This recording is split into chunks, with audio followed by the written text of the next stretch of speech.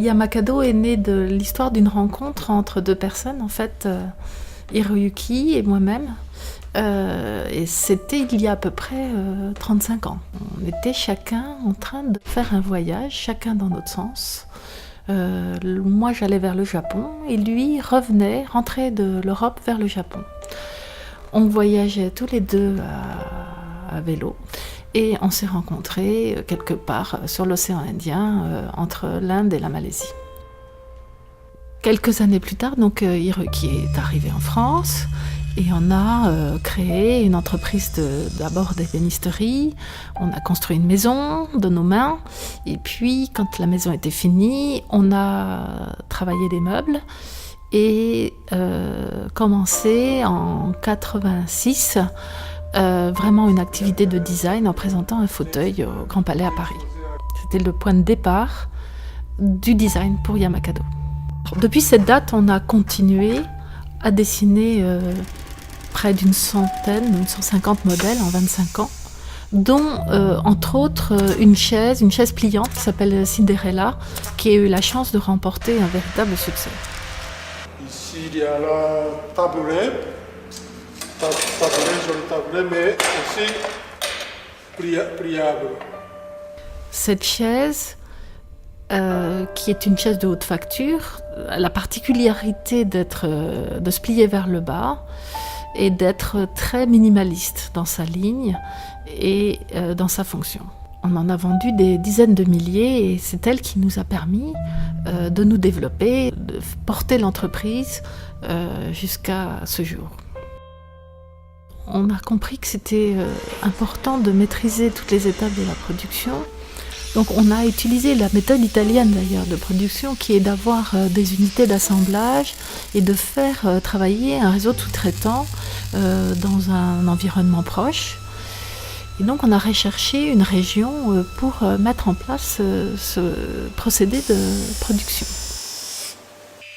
En fait, l'endroit n'a pas été difficile à trouver parce que je suis issue d'un petit village qui s'appelle Le Toureil, qui se trouve au bord de la Loire, qui est un des plus jolis petits villages de l'Anjou, dans le Maine-et-Loire. Dans cette région, la région d'Angers, nous avons constaté qu'il y avait en fait un grand nombre de sous-traitants qui pouvaient répondre à nos besoins pour la production de notre mobilier. On y trouve tous les métiers du bois bien sûr.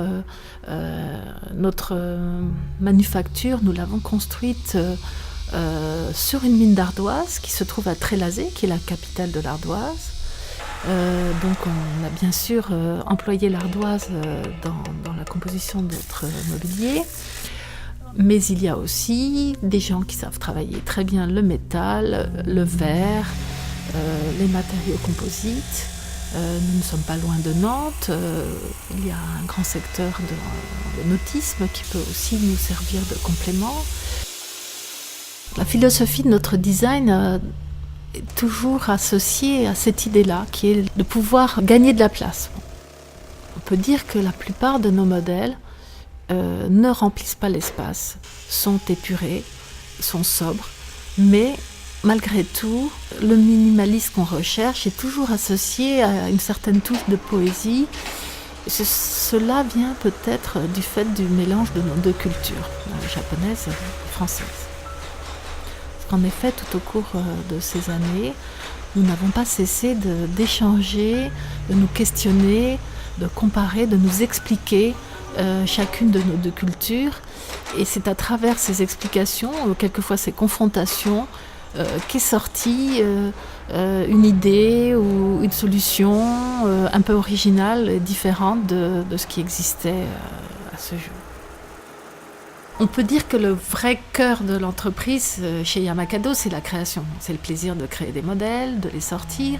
Ensuite vient le plaisir de les produire, l'esprit de l'équipe, de l'entreprise, tout ce que ça génère, la petite microéconomie que l'on a à gérer, à organiser, le contact avec les clients, avec les fournisseurs, tout ça c'est effectivement très plaisant, même si c'est quelquefois un peu compliqué. Mais ce qui est le plus passionnant, je trouve, c'est les relations qu'on a avec les sous-traitants, les artistes ou les créateurs comme Le Tellier ou Heliotrope ou des gens comme ça, parce qu'il y a un véritable échange. Notre expérience peut aider évidemment ces sous-traitants ou ces artisans à progresser aussi par les questions qu'on peut leur poser, les moutons à 5 pattes, les questions techniques qu'on peut leur poser qui leur fait repousser leurs limites quelquefois, dont on est quelquefois très fiers d'avoir un tout petit peu participé. Mais réciproquement, en connaissant et en admirant leur savoir-faire, ça déclenche chez nous un désir de créer, de trouver des modèles ou des formes qui sont adaptés à leur savoir-faire. Et c'est cet aller-retour-là qui est, je trouve, quelque chose de vraiment très intéressant. Pour concevoir un modèle, on part d'un crowbar. Je l'appelle un crowbar, c'est un petit dessin au coin d'une page. Ensuite, il faut le modéliser, on le dessine en 3D, avec un petit modeleur derrière notre ordinateur. Après, il faut que ce modèle prenne vie au niveau technique. Il faut qu'il soit compatible avec les matériaux. Donc on le dessine en bureau d'études. Souvent d'ailleurs avec le bureau d'études de l'entreprise sous-traitante concernée. Par exemple pour le bois ou pour le métal, il faut faire intervenir les bureaux d'études des experts. Et après, on fait les prototypes, on teste un petit peu, on fait les pré-séries et après seulement on peut lancer les grandes séries. Ou on le présente directement sur un salon pour sentir le marché, pour sentir la réaction de nos clients. Notre dernier modèle de Yamakado actuellement, qui est le tabouret Yamato, qui est un tabouret tout en bois, qui est de forme occidentale, on va dire, mais inspiré sur les techniques des cloisons japonaises, les claustras, les shoji, pour l'assemblage. Pour faire connaître notre collection, on a d'abord commencé par présenter les modèles sur des salons. Donc, on a participé à de nombreux salons depuis 1986, à Paris, à Cologne, à Milan. On est même allé jusqu'à New York, à Singapour. Chaque année, on est présent donc, dans les grands salons internationaux qui ont lieu à Villepinte, à Paris. Et on reçoit comme ça la visite de nos distributeurs, de nos clients, qui sont des magasins, des architectes, des entreprises qui ont besoin de s'équiper en mobilier. Et au-delà de ça, on a également ouvert un showroom à Paris, une boutique même, qui se trouve au viaduc des Arts, avenue de Ménil, près de la gare de Lyon. Avec nos voyages et puis notre double culture, le fait qu'on a appris plusieurs langues, le fait d'exporter n'est pas vraiment un problème pour Yamakado. On n'a pas vraiment de frontières dans notre tête déjà. On ne fait pas la différence entre vendre à un client français ou vendre à un allemand ou un anglais ou un japonais. Et donc on a, sans difficulté particulière, pris l'habitude dès le début d'exporter et de proposer nos produits à l'étranger.